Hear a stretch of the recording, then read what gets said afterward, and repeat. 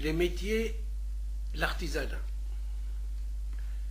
Que sont devenus les anciens corps des métiers sous l'influence externe de l'économie capitaliste?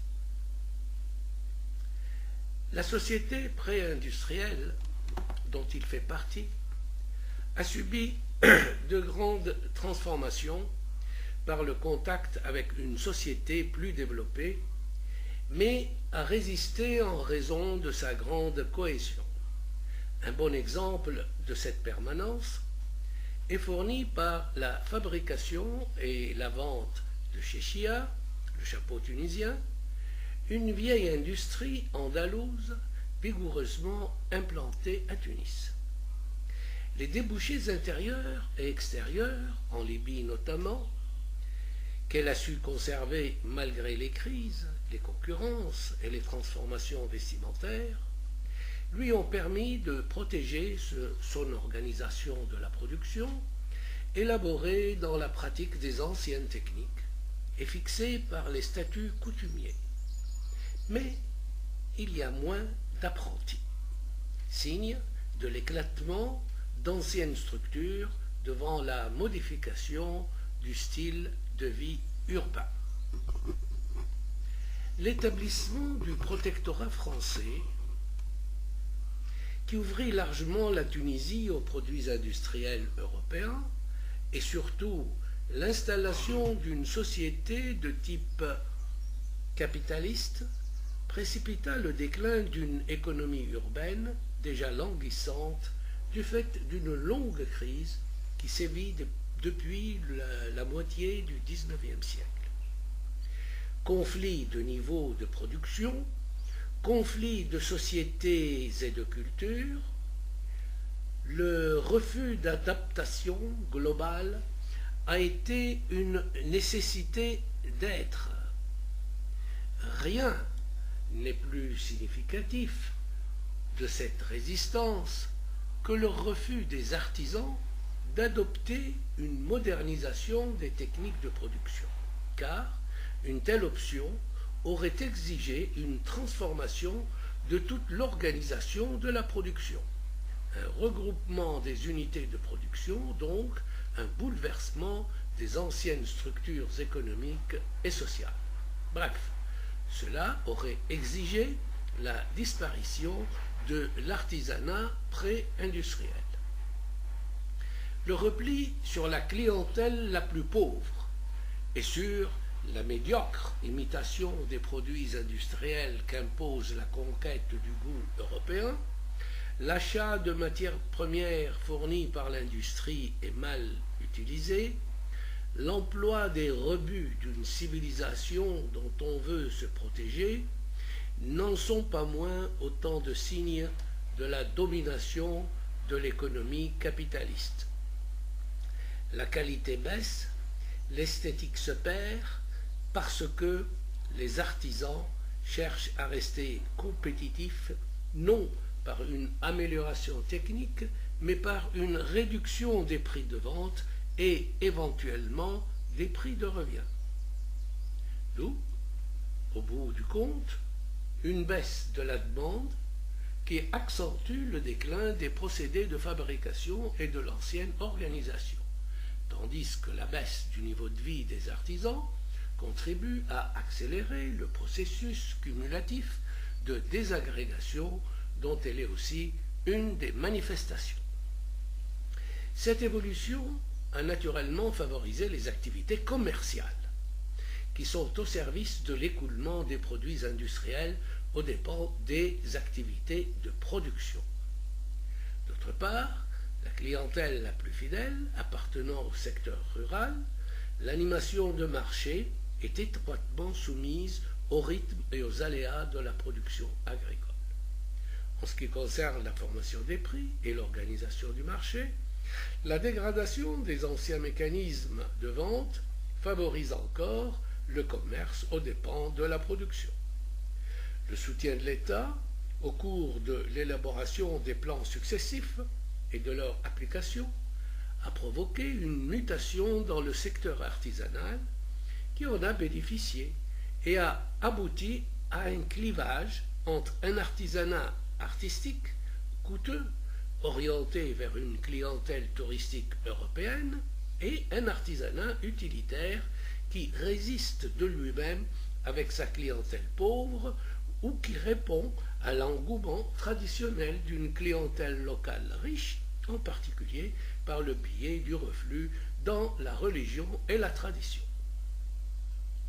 Parce qu'il exprime la même politique industrielle que le capitalisme étranger, le pouvoir tunisien reconstitue devant lui des résistances du même type que celles rencontrées par le protectorat français.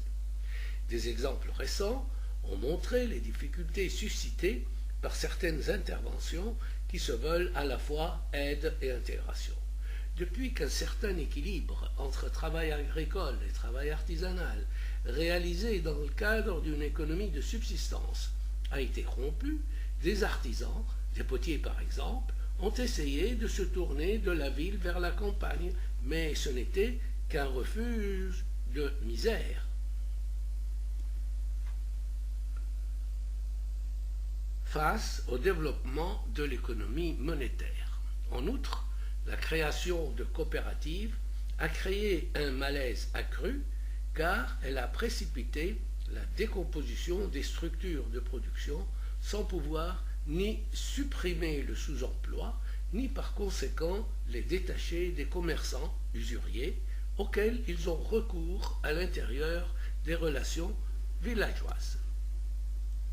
Ceux qui veulent approfondir ce thème important, on renvoie à Pierre Pennec les transformations des corps des métiers de Tunis sous l'influence d'une économie de type capitaliste.